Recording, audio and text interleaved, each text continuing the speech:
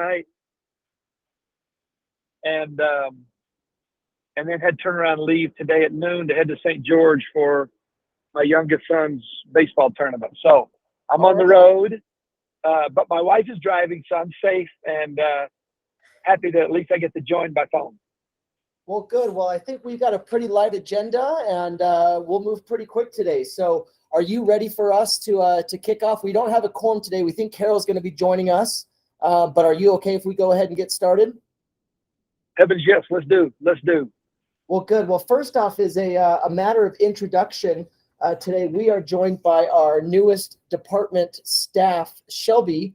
Shelby is our new office administrator for the department and started with us on Tuesday. And so I was hoping we could do just quick introductions really quick. So Skip, are you all right if we start with you?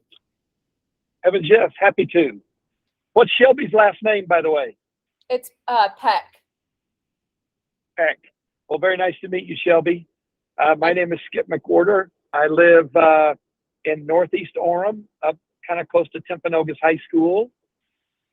We've been in Orem for over 20 years and raised all 6 of our kids here. And I'm down to my caboose that is a junior in high school at Timpanogos.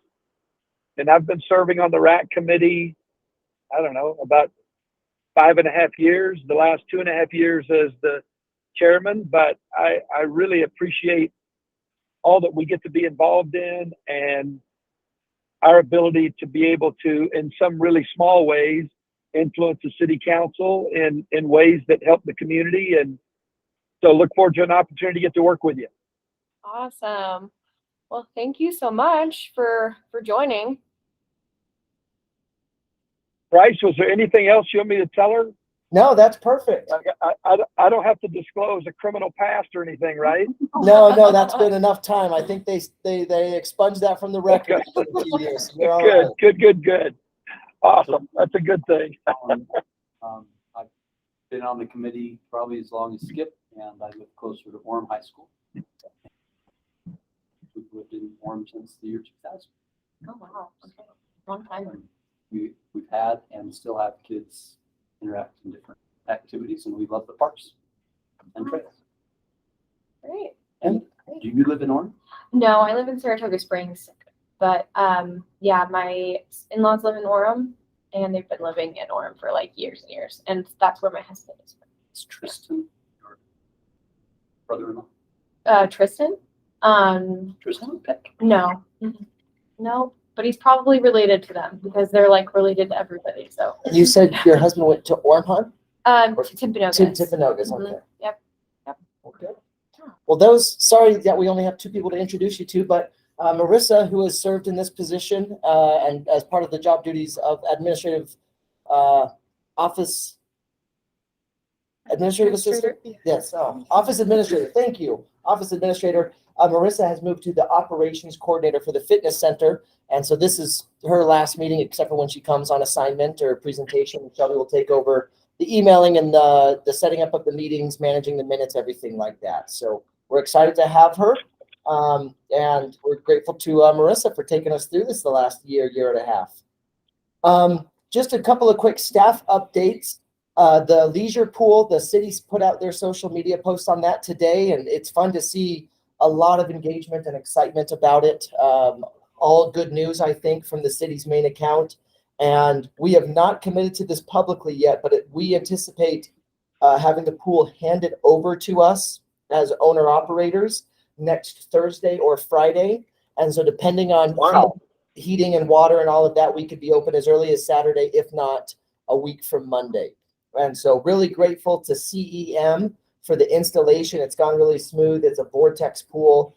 And I would say overall, minus the COVID delays of shipping and getting things here, which took, almost a year at this point from cutting the check to having it installed. It's been a great process, especially the last 6 weeks as we've gotten into actually installing and everything like that. But I think there's a lot of excitement about it, and people are able to see that this is going to be a pool not just for 2 and 3 year old kids, but able to definitely move up and work for kids up to 6, 8, 10 years old and provide a better leisure pool experience. That's awesome. Wow, that's quick too.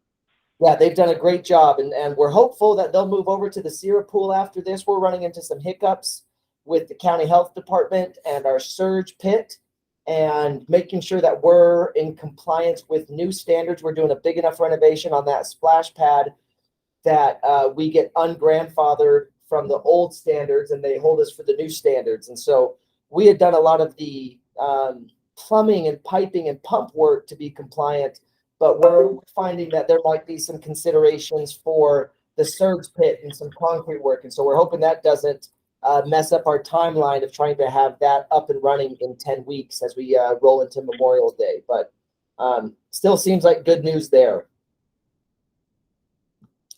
That's really good news. Yeah, Did they put a wall in for you the swim wall, while they're at it? that is in variance at the state right now. So we Still is. at the state, and they said they'll let us know. So we have lost a lot of hope and confidence. But we met with the county, the contractor, and us all got together to review that. We submitted the variances. The variances now sit at the state. They go through a state process on that, and they'll let us know anywhere 1 to 6 months after the application. So, I would say this summer it's not happening. Hey, this is Carol. I just joined. Carol, welcome. How are you doing? I'm fine. I made it through all the traffic, not too bad. So I had to come home and check on things here. So Well, we're glad. anyway, We're glad you're with us today. thank you. Me too. It's great to hear your voice, Carol. Well, I'd rather be there so I can give you all hugs, but darn. We'll take virtual hugs from you any day of the week. Okay, that you got him. Well, good. Well, I only have 2 items on today's meeting. Obviously, Skip and y'all, if you have others that you'd like to add, we're glad to. I just wanted to provide a budget update, and then I wanted to have a policy discussion on 2 items: drones in parks and vending machines in parks. And so, Skip, with your permission, are you okay if I just sort of go in that order, a budget update and then drones and then vending? Absolutely. Let me just ask one question before you jump into that. The letter you and I worked on, did that get off okay and everything all right there? Yes, I appreciate your quick turnaround on that. It is submitted. The grant has gone out, and talking with our grant writing staff member that sort of led out on that. His name is Carson. He is a management analyst for the city. He seemed really confident in the project, and so just for Good. Okay. the record, this is a grant for the phase 3 of the Timpanogos Bike Park up at Mount Timpanogos Park. We have worked closely with, I want to say, Central Utah Water, some water agency, Conservancy. Yeah. some water. It might not be Central Utah, but one of them, maybe it might be Provo or Jordan River District. I can't remember, but they have a tract of land. We've worked with them to identify a way to expand that park. And it's really neat to see the bang for the buck that you get, a great return in terms of dollars for a project and expanding this bike trail system. And so, we spend a lot of money on a little square footage in a leisure pool, and we can go out and spend a fraction of that and get another, thousands of feet, yards of trail for these mountain bike clubs and students and families and athletes. And so we're really excited. We've got the park has been designed. We've worked on some land use agreements, and now we're going out to grant funding. It's a matching grant, and so we would still cover a lot of it, but that is through the Utah Outdoor Recreation Grant Portal that the state does. And they love projects like this that continue to build on, the incredible natural resources we have and what it does for tourism and economic development from a natural resource side. So we'll wait a few months to hear back on that, and y'all will be the first to know once we hear about that and hear how it goes. Great. Awesome. Thank you, Bryce. Thanks for that. Yeah, thanks for prompting that update. Okay, so just a couple of quick budget items. We have gone through, I know we sort of laid out the plan, I think 2 months ago, but we have now gone through our first initial internal staff budget meetings. Dave Spencer is not with us today, but the council ultimately decides our budget every year. And so we have worked through staffing levels to present some expansion requests and some capital project plans for the upcoming fiscal year, which is July 1 through June 30th of 2024. And as we've worked through that, a couple of the focuses right now are the FF and E accounts at Hillcrest, furniture, fixtures, and equipment. So basketball hoops and volleyball standards and game room equipment and everything like that. We've got, and the concessions equipment. We have worked to set a meeting with our architect, Method Studios, to review the two main buildings at the Sierra Pool, specifically the men's and women's locker rooms, the family locker rooms, and then that staff and entrance area. The bathrooms are due for major renovation. We have fixture issues, and the way it was installed, you were putting fixtures straight into cinder block. And so there's no cheap way to do it. And so what we're sort of looking at there is to say, while we're already having to do a major bathroom renovation, those bathrooms were built in a different era. And so it has like the big group shower rooms and then big open public changing areas. And we know that nowadays locker rooms and showers, just the norm is more privacy and more individualness to it. And so we're looking at some renovations there, some flooring, some fixtures, some paint, some just sort of look and feel of the Sierra buildings. And with the senior center getting a nice renovation a couple years ago in terms of paint and color, with Hillcrest and this facility being new, we really want to help continue to build the brand identity. So when you walk into any Orem recreation facility, it looks and feels similar.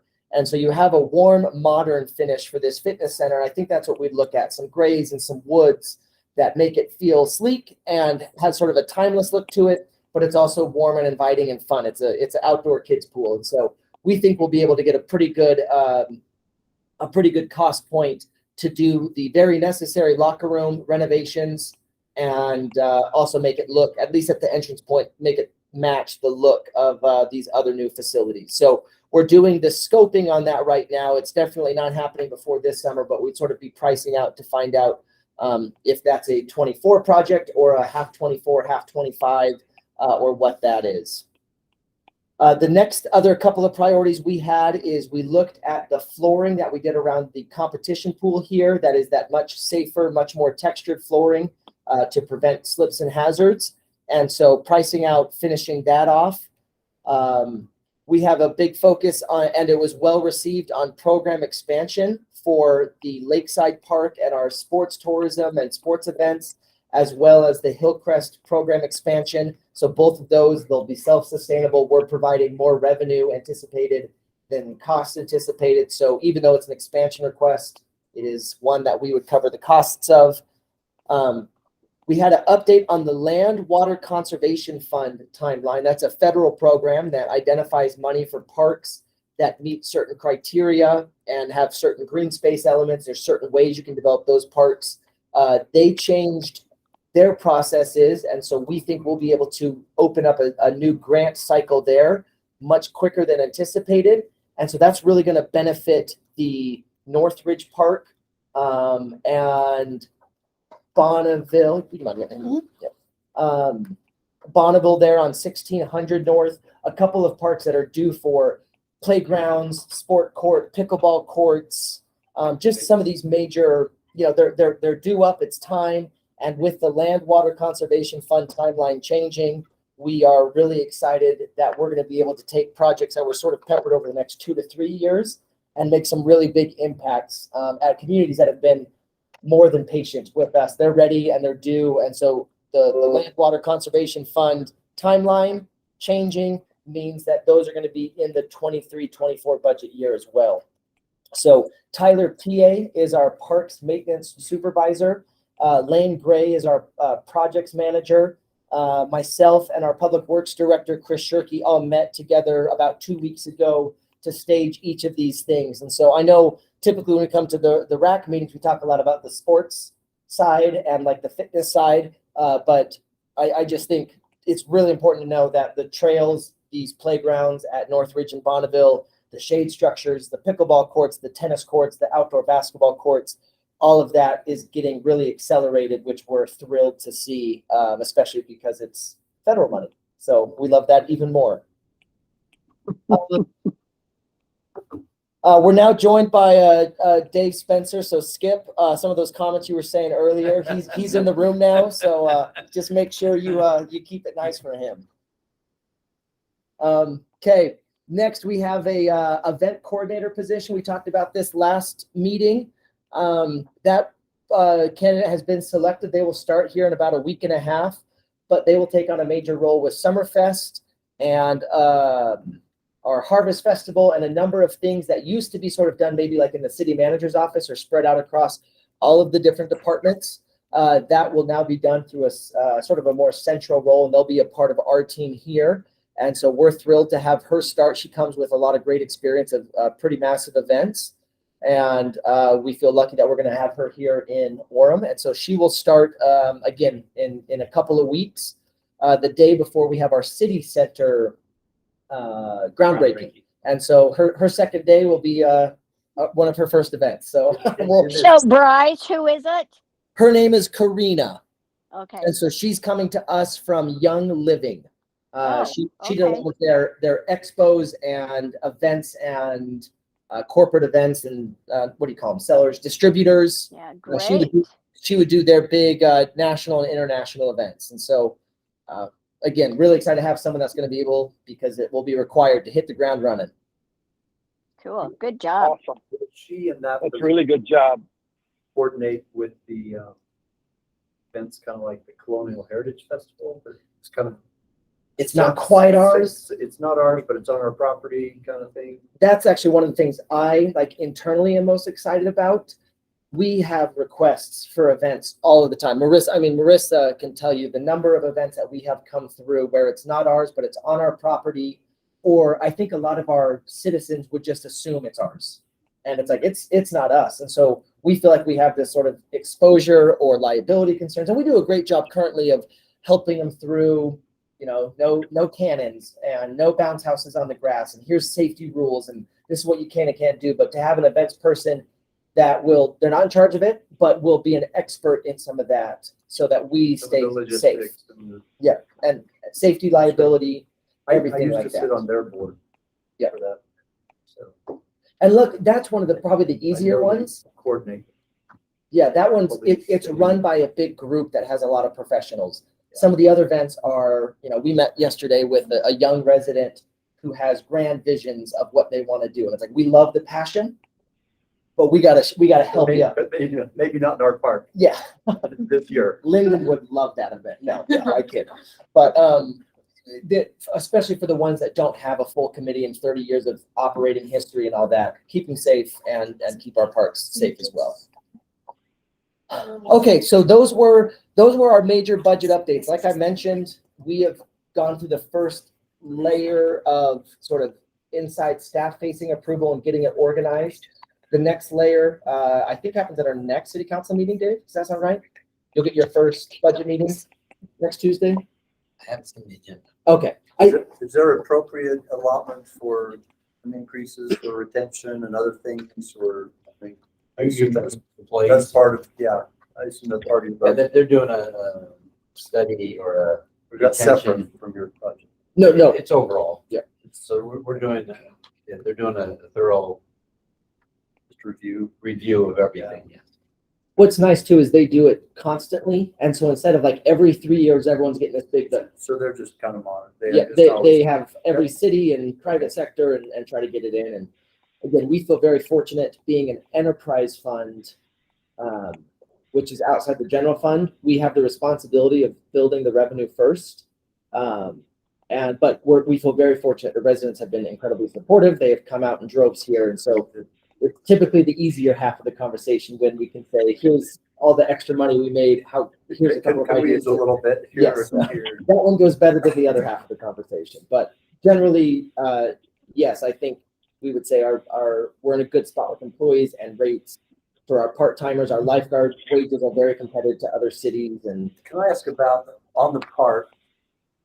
A year or two ago, there was all this TikTok go smash up your park bathroom thing going on. Maybe it was just last year. But are our restrooms in good order? Are we going to shut down some of our restrooms We did again? have some vandalism. I think the one at the city center park, that's, yeah, it's coming. Yep, and we had a lot of fixtures. It's changed our purchasing processes. We love porcelain in bathrooms, but that breaks. All going metal. Yeah, or metal or extra cameras. One thing we did is 3 of our parks got heated bathrooms, so they're able to stay open year round. And so we feel better about shutting down other parks earlier to prevent vandalism when it's like dark at 5 p.m. and the park gets unused. And we'll have these other parks to say, this is the one that in October, November, December. But you also make cameras out.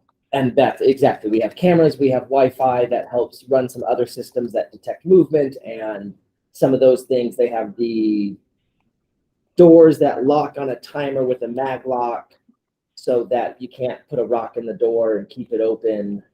And so it did change the way we are purchasing and renovating the bathrooms. You know, we're not doing it all at once, but Oh, we didn't shut them. We're not shuttering everything. We're not No. having to do major, I mean, we have some problems, but we're okay. good questions. Okay, Carol, Skip, any other budget questions? No, I'm good. This is a good report. I'm good as well. Well, good. Well, then I want to move on to a quick policy discussion today. Like I mentioned, we had 2 policies that sort of came through in the last 24 hours, and we've done a little bit of work, and I want to, maybe couch the discussion a little bit to let you know what we found out from, like on drones, from federal regulations and state regulations, and then vending in parks, what we currently have. But really, don't feel like whatever we decide today, you're going to be legally held responsible for. We'll run it through our city's attorneys. We'll run it through a process. But I wanted to get sort of a heat check discussion today. What's our interest in, and what do we feel strongly about? So I'll present both of them really quick, and then I'll maybe turn it over to y'all to carry that discussion. But first off is drones. The short answer on drones is we don't regulate the airspace above our parks. We regulate the ground of the parks. And so where we currently have authority or jurisdiction to regulate is the kids playing on the soccer field, not the airspace above it, or the place where a drone pilot sets up their launch station. And so if they do it from our park, then we have a little bit of authority. If they do it from their car, we have less authority. And so currently some federal drone laws. First off, if you're a commercial pilot, you have to go through a process. If you are a government employee, you have to go through an incredible process. But if you're a hobbyist, you have to take a test, and then you have to get your drone registered, which is a $5 fee. So not a lot of barriers to participation, which, depending on how you feel, that feels probably great. We love that people can just get a drone out and get it for Christmas. And Where do you register? Is that with the city, the county? the FAA. It It is is, the FAA. yep. The FAA has a website portal that you can do. It has weight restrictions on either end. Do they actively enforce any of that, or does anybody in the city try to enforce? Hey, is that drone registered? Manpower wise, that There's a couple that they actively enforce. This next one, the above wildfires, they are very enforcing on, and which makes sense. Yeah, and that is an imminent time sensitive issue. There's a couple of things here. Anything that carries a weapon or has a weapon detached, so you can't fly your drone with a knife on it, or something like that. It talks a little bit about criminal trespass and privacy violations, education violations, laws like voyeurism, some of these things that might be adjacent to privacy. It talks about unmanned aircraft that is above private property. But realistically, there is not a ton from the feds, from the federal government, that would limit how or what we do at a park. In the state, and sorry, most of what I just said there that was the state. So for our insurance, we are insured through IRMA. They really talk a lot about what we do on the ground. They don't have a lot for space. And so we're working on reaching out to, in fact, we already have reached out to our other IRMA cities, Linden, PG, AF, our other organizations, to see what they're doing. But we would want to discuss a policy around flying above parks, flying through our playgrounds, having drones above activities or near activities, parks that abut private property, and then the various uses of drones, drone racing or drone filming or drone like light shows. So those were sort of the drone issues there. The second one is a much shorter one. We had been approached by someone that wants to ask us to change have a code amendment to be allowed to install vending machines in our parks. Currently, we don't allow it. We'd have to, if we choose to amend it, we'd have to do an RFP to select a vendor.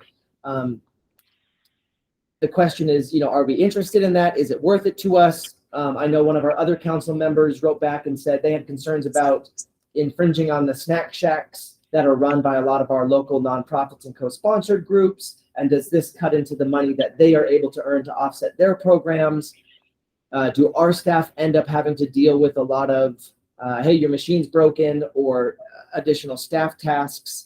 A question of cameras, security, everything we just talked about. Does this become a potential liability for us? So are we interested? Should we move forward with the discussion to see what that would look like? Or do we like limiting our vending in parks to snack shacks that are open during events and sporting events only? So Like you said, I would be afraid that it would take away from the, places that we already have now that are helping our different sport activities, and basically run by volunteers, aren't they? So that would be my concern. Well, to go along with what you said, Carol, I share the same concern, but for me, it gets a little broader than that. For example, if I go to use a vending machine and it takes my money and it jams up and I don't get my product, who do I complain to? And it doesn't matter. I don't think it would matter if it was this vending machine is owned and operated by XYZ. I think they'd still be hounding the city for I need my money back. I agree. So my perspective would be, first of all, Bryce, did you say how many parks have snack shacks? I know City Center. I did not. I know the new Hillcrest, right? It's going to have a snack shack, right? Lakeside, Palisade, Yeah. Community Park.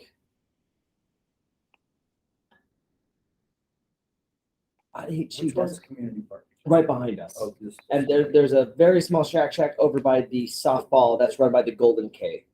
I think those 5. I might be But those missing. shacks are only open during events. Yep. Right? We send them our schedule. And So I think there's room to dialogue a little bit about this, because sometimes you go to the park and you need things. Now, granted, most parks have water. That's probably the most important. Well, do we know that, do we have enough water fountains in the parks? That's a question. That was my thought. If she's saying, hey, I'm walking around and I got the email, but am I walking around and I don't have a drinking fountain close proximity? So maybe we need to make sure maybe we have 4 drinking fountains in those Well, parks. see, those vending machines too, do they close down during the winter? Or are they heated? So it's like, no, they have water available all year round. Is that, if they did, there's nothing worse than being in the Well, park. The drinking fountain. so Bryce, Here. here's another question for you. So if those parks have some type of vending, snack shack, how many parks do we have that don't have anything but perhaps water fountains that could use something? All the rest. Do you have an idea? probably 14 to 15. Now, Oh, again, that's a lot.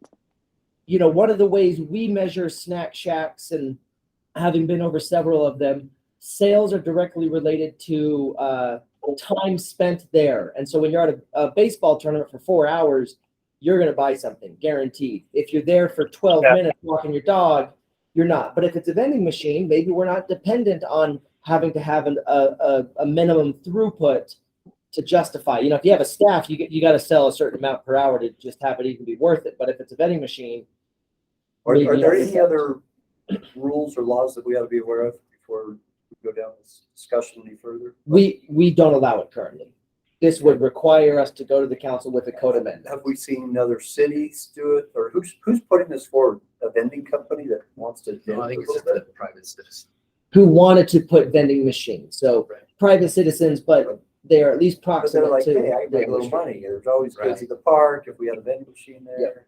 I think you made the comment or something, it's like, or, you know, you can't just say, yeah, you can do it. It's gotta be a formal RFP because everybody's gotta have the opportunity, right? So Right. that could just- And I would say you have to put structural controls around vending machines. Like, they gotta be kind of in a cage. I so think the people easiest can't thing would be beat make sure them there's up. water fountain, drinking fountain, and call it good, right? Unless you wanna go through the RFP. I think another thing that, a couple other things, just thoughts that come to mind. One is there an opportunity to create a hybrid where we might put out an RFP and may we restrict it to the parks that don't have anything? Because I agree with Carol, it's tough on, and I'll speak personally about the baseball park at City Center.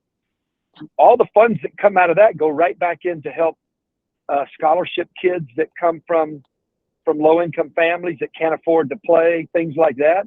So if we put competition in there, although that provides the citizens extra choices and maybe after hours use, it certainly would have an impact on the way those shared programs benefit the kids that are in the program. So that would be thought number one. But the other thought then is, so is there a way that we could put vending machines in the parks that don't have anything, but to take it to a hybrid perspective, why wouldn't we treat that as a co-sponsored so that some percentage of what they get goes back into the city, whether to help that park or whatever.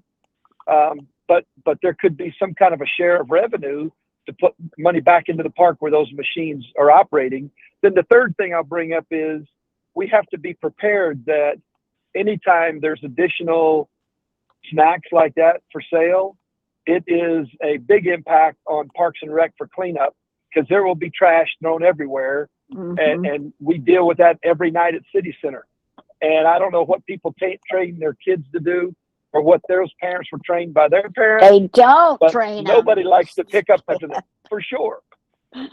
So anyway, those are just some thoughts. I'm not necessarily for or against, but I think we ought to look at how it could hurt the existing landscape. And also, if we do move forward with it, how could we benefit that park somehow by it being there? Is there a demand is the first question. It's one thing for somebody to have ooh, that's a good idea. I can make a few bucks. But it's another thing if you have people saying, you know, I was at the park and I ran out of diapers. If you had a little diaper vending machine in your bathroom, that'd be great. Or whatever. Yeah, I mean, There are stores all around. just my personal opinion would be, let's make sure we have plenty of drinking fountains in those parks and call it good, because I don't know if we want to go down that path of business in our parks, like you said, the trash. You know, are we just trying to make money, or I think it'd be hard to facilitate, hey, okay, this percentage, you gotta, I think that'd be more of a pain in the butt than anything. Is there an example of other municipalities that have done that? Yeah. Tried to. I mean, look at these vending, well, they're not machines, but they're little riding scooters. that Which pop up is all the over. next thing that Right? it's like- a slippery slope. And next thing we're selling glow in the dark spinning wheels and balloons in each of our parks. And as a parent, I don't want to go to that park anymore because I got to tell my kid I no. think we And, need to keep it simple. yeah. I think we just need to make sure, we probably need to look at all our parks and say, do we have enough drinking fountains so that people can get hydrated? Yep. You know, and maybe in the winter too at work. I don't know, maybe, but maybe If we're there's, heating the bathrooms, so that we can. Yeah, so we you can get have a- water. Yeah, Yeah. if you have heated bathroom. so you could have a drinking fountain, but that's, Well, no, they're Water on the out, heater, yeah. but they're on the outside. yeah, so, but they would be able to, I've seen those in it Corona. just wouldn't freeze or something. But I mean, the initial email that came to me, I'm like, yeah, I sent it to, you know, I got this, but now as you really think about it, thinking all the way through, it's like, I think it's more of a hassle than it's worth. Well, you go back to the what is the purpose of the park? Right? Ask that question and then see if it even fits. And maybe we need to meet with that lady and say, okay, well, what do you mean? She sent me the response to this, but to me, it's more. Well, but what about street vendors though? Let's talk about like the You'd have to food go to, trucks. you'd have to Can the go food to truck get a RFP. get a permit to be at a particular location? Not without our permission. In the past, we have done a food truck roundup. So it's a city-sponsored event, and on this day, there will be 8 food trucks at Palisade Park. And it's a, to Skip's point, it's a 90-10 revenue split, and it's almost a city event. But the amount of coordination and regulation, because we've got staff there with 20 extra temporary trash cans, we've got temporary seating, and we have to worry about the parking, and we have to kick off a soccer group because there's no parking. I mean, it's not just a quick, hey, can I sell pizzas out of the park? It's a thing to do. Hey, Skip, I got a question on Monday Night Lights baseball. Yep. Do you run into a problem with the library having their, the amphitheater being used and then they have the food truck there? Have you had a problem with that? Not measurable, no, Dave. I mean, for example, every night of the week, a couple of times a night, we'll have one of those big ice cream vans with the music playing drive through, and you'll see a dozen kids run to their parents, get money, and scramble to the parking lot to go get an ice cream cone. And I don't think those kinds of things, like on Monday nights, the amphitheater, I don't think those kinds of things have a big impact. Okay. That's not a whole lot different than a mom that walks across the street, across City Center to McDonald's and grabs food and brings it back for her kids. Well, we're that in. That's not allowed anymore. McDonald's? They can't go to McDonald's now. It's got to be snack section. Whatever, Dave. We're certainly glad we have city council representation today. That's important. But on a serious note, I will give you an example that might compare to what we're talking about. I don't know how many of you run or bike on the Murdoch Canal Trail. Yeah. But where that Yeah. trail turns to the northeast, leaves Linden, enters in, and then turns and crosses. I don't know what the street is. It crosses at a diagonal in Pleasant Grove. Yep. There's a parking lot there where people can park and get on and off the trail. And they have a little covered pavilion area with a couple of vending machines on it. I know it's in Pleasant Grove City, so the city had to have, dictated, set something up. I think it would be worth our while to find out what they did, how they did it, who runs it. Does the city do it? Does a private group do it? Is it a private-public partnership? I've never seen, I can't say I've never seen, I've rarely seen anybody over there buying something, but I know it's there, and you can buy Gatorade and water and Diet Coke and, all that kind of stuff. So I don't know. Water fountains on that trail too. Yeah.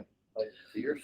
Well, I appreciate this feedback. I know as a staff, I share a lot of the same sentiments as y'all, but we want to be open to these inquiries as they come in, and it's, I think, worth the discussion. And so I appreciate that. I will reach back out to this resident and offer a conversation if they want to jump in and we look at some targeted, but all of that would require a code amendment, and we don't amend codes regularly here. This is not a willy-nilly decision, and so I think there is some safety if we're not interested in the businessification of our parks. There's some safety in not starting that, and Yeah. so unless there's a real urgent, critical need and something that we really think benefits our residents, I think my initial reaction is to lean away from it and focus on these snack shacks that are nonprofit partnerships for Golden K and for Orem Youth Baseball and Orem Youth Soccer. One of them is rec staff run over at the Lakeside Softball, and to keep it simple and keep it focused on when we have the events and go from there. But I'll reach out to the resident and discuss and hear them out. To Skip's point on the Murdoch Trail, I mean, maybe the city has something at that local pavilion on 8th North. Maybe there's a little water stand or something that somebody can man. We're on 8th North, 8th North. It's right where the trail hits the 8th North. right where it starts. Yeah. Yeah, right by Yeah, yeah. Foothill or whatever. I mean, Yeah. because we have that little pavilion or little, Yeah, you know, there's a little. yeah, so maybe there's something there that it could be a vending, or maybe there's a part-time employee that can man it through whatever and do water for 50 cents. I don't know. Yeah. But that would be minimal. Yeah, trails do make a lot of sense to me. I don't think it's no one's out there hassling you. But I've been on that trail. I don't think there's any water anywhere on it. Yeah, so maybe in Orem, we need to look at maybe water fountains are a good thing. And You know, Dave, I agree with you. I think that is probably imperative that we do have water available for people. It's a safety issue too. yeah, so You know, if they get dehydrated and pass out because they didn't have water on the trail, it's their fault. They didn't for bring it. prepared, though, you'd have your own bottle of water on your bike, but that's. Yeah. Mountains is across the street, you know, this is not up, And I, Out in the and middle of people that nowhere. go running, they they, manage it. they, They know. And, They and know. maybe, I maybe there's take a water sponsors bottle. that it's free water or something. Well, I mean, I think Yeah. people do bring their own water, but there's times when they don't or they don't have enough. well, do we have any of those bike repair stations on that trail, or is that just over in Linden and Pleasant Grove? And You know what I'm talking Yeah. about? I've seen them in Provo. Yeah, there are two in Orem, because I helped the kid in my ward that did it for an Eagle Scout project and put them in. I know that they're more regular, more consistent numbers of them in Pleasant Grove as you move north. But I think there are two in Orem that are up on the trail. Okay. But I just, in a general sense, Bryce, I agree with you. I think we'd be smarter to stay away from this, at least for Yep. now, with all the reform that has to take place. Plus, to me, this is more driven by, and maybe that's a good reason to reach out to the person that's asking. If this is a revenue generator and they're in this business, that's great. But we really ought to be thinking about, is it driven by the citizens of the city because they're asking because it's a big need? And I don't know that we Yep. feel that right now. I agree. The only thing I would do as a resident is, I'm really disappointed when I go to a drinking fountain and it hasn't been turned on yet. Or I got. Yeah. But I also appreciate freezing temperatures, so I understand why you have to do it. So, but if But you like, could, if you tie it to the bathroom, and that would be, then you're good. If That'd be it's- ideal. yeah, if you have the heated fountain, And if we were to spend $5,000 somewhere, a concrete pad and power and a shed for a vending machine, or some nice drinking fountains that are year-round drinking fountains because the bathroom is heated, I'd lean towards that infrastructure. I the think second so. infrastructure. Absolutely. Yeah, definitely. Okay, well, y'all, thank you so much. I think that's really helpful. To bounce back to the drones, and we're 5 minutes from the end of our meeting. The drones, Are there strong opinions here that we feel we need to defend the hobbyist flyers or not disrupt? have we had problems? We have had- neighbors of parks been like, it's killing me. There's drones every day. So the only touch point we've had is they call in to say, hey, can I go fly my drone at your park? And we say, we can't give you permission to do that. We don't regulate it.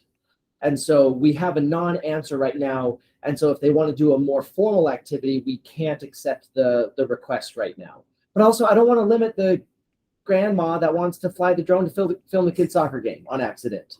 You know, or the 12-year-old that just got his new Phantom 2 and he just wants to go out and No, for sure. yeah. So I want to write if Well, we three, something, I don't want to accidentally have those really negative ones. or is there more of a specific? yeah. It's a little bit bigger that they can fly the drones, and I don't know. Yeah, we looked at the Powell Slough, but it's like I would love if they went there, but they probably don't want to go retrieve it if it dies above Oh. the marshland. Oh, on the other side of the, Yeah. the river trail. Yeah, but I Well, know there's not going to be kids beneath it.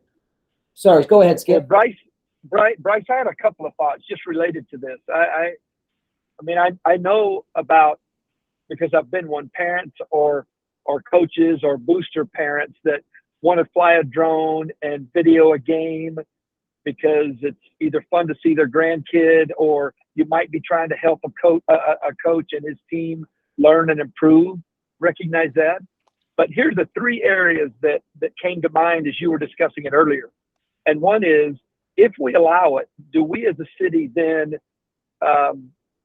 indirectly assume liability for a problem? If a drone runs out of juice and falls to the ground and smacks a kid, do we have some kind of liability because we allowed it to happen? So understanding the potential liabilities or not would be important, I think. I think number two would be, how would we regulate it if we did approve it? I mean, do we have to have someone then assigned from the city that has to check that, yep, they went and got with the FFA and they got registered and they paid their fee, yep, they're legal to do it? Because that's going to become a regulatory issue, and I'm not sure the city's prepared for that. That's a And then cost thirdly, issue too, because, sorry, Skip, because you have to No, no, pay no. the city staff to be there if we do that. Yeah. So prefer to- no, no. And so those are the kinds of things that come to mind for me. I'm not for or against. I certainly can appreciate those that want to fly one. But the last issue for me would be then the voyeurism thing that you talked about. Do people feel like Yeah. someone's spying on me, or is it a kid that's over at Palisade and he's flying it over the splash pad, videoing, girls in their swimsuits, just stuff like that. And I don't know how in the world we would regulate or enforce or protect that way. So those are just thoughts that came to mind. Thank you, Skip. Carol, did you have any other thoughts? No, I interrupted enough, but I agree. I just think that would be a hassle, and I worry about the voyeurism part of it. I just think that could be an issue, and we might not know about it till something bad happens, that somebody posts something on Facebook or somewhere, So, I mean, if we can't stop them, then I guess we don't regulate it, and then we don't give permission. And to clarify, thank you both for that. Currently, the state does not allow, where there is a reasonable expectation of privacy, they would not allow a drone with a camera to go. Yeah. I don't think that includes an individual's backyard. I don't think that is a reasonable expectation of privacy. That's at least what my understanding from reading the state code. And so whether or not we allow it, it would not allow it to be more intrusive. Any sort of stalking injunction or whatever would still be in place. But yeah, I would hope that we wouldn't have to, as a rec team, write an additional code or criminal code or anything like that. That's far above our pay grade. Bryce, I think you Okay. Well, can I ask one other question then, Bryce? maybe. Let's say Sorry. I have a drone and I choose to go over to a park and fly it around and video my kids playing catch or something. If I didn't bother to think, shoot, I wonder if I'd ask the city if I can do this. If I just went over there and started doing it, what's to prevent that? Could someone at the park call the city and complain? If so, does the city have to send someone out to shut them down? What normally would take place now if someone just showed up at a park and started flying one? Yeah, that's, and that maybe speaks to your enforcement question. We would not actively patrol for this, but if we were called to respond to a situation, we would want to cite the authority that we have to intervene. And so it's about Understood. Yeah. So, and right now, drones and RC planes are flown all the time at Lakeside. Yeah. And they know like not to go over during soccer. They go over on a Tuesday at 11 a.m., and The again, guy that goes over to Orem High School parking lot. yep. And He's got so his plane 3 again, or 4 times in the summer. You see it. and we love it. What a great hobby. It seems fun. And the drone racing, they wear the VR headsets and they fly through the eyes of the drone, and it seems great. Yeah. Are we comfortable if we look into this and see what other cities are doing? We'll hear back from our IRMA peers. And again, I really don't want to mess up, a kid who's trying to just get his huddle highlight video a little bit better with some drone footage. I don't want to mess that up. I don't want to mess up, you and a family member flying a drone for fun after Christmas morning, but also Yeah, for sure. maybe we have to do some of this other. So is this okay to put on a watch list and we can report back in several months when we get somewhere with it? Yes, I agree, but For sure. Yeah. For sure. and I I think need that's a to. great I've got perspective, another Bryce. meeting, so I need to excuse myself. Carol, But thank you so thank much. you. It's been great. Appreciate you. Carol, next month we need to see you in person. Okay, I will try really hard. No more virtual hugs from you. Oh, I was going to give you 2 instead of just 1, Skip. All right, deal. I'll take them. All right, see you. Bye-bye. Well, Skip, those were all the items I had. I don't know. It is 5:01. I don't know if there's any other topics you wanted to cover or if you were ready to adjourn the meeting. I'm ready to adjourn the meeting. Does someone want to make a motion? I so move. This is Alan. All right, Alan, thank you. Am I the last one? You're Dave, the did you second second? and only. Okay, fair enough. Then we'll stand adjourned till, are we meeting next month again, Bryce? Let me It's on our calendar, I think. because I know we really slow down in the summers. And so we have our minimum number of meetings that we have to do a year, and we basically avoid the summers. So let's see, the 13th, would it be the 13th? Yeah, I don't see them. Correct. May 11th, that's the next. So the next one is May 11. Don't jump over it. May 11. We'll be back together on May 11 as our big summer preview and budget wrap up and Summerfest to do. And May 11 is a busy time for rec. Y'all know that. So until then, we'll see y'all soon. Awesome. Well, make sure you tell Marissa how much we appreciate her. We're going to miss her. So she better bring her mug around every once in a while for us to say hi. I'll let her know that. Deal. Okay. Okay. Thanks again, y'all. All right. Thanks, Bryce. Thanks, everyone. Thank you. Yeah, I gotta run. I'm Literally. literally. Gotta get there. So who's leaving?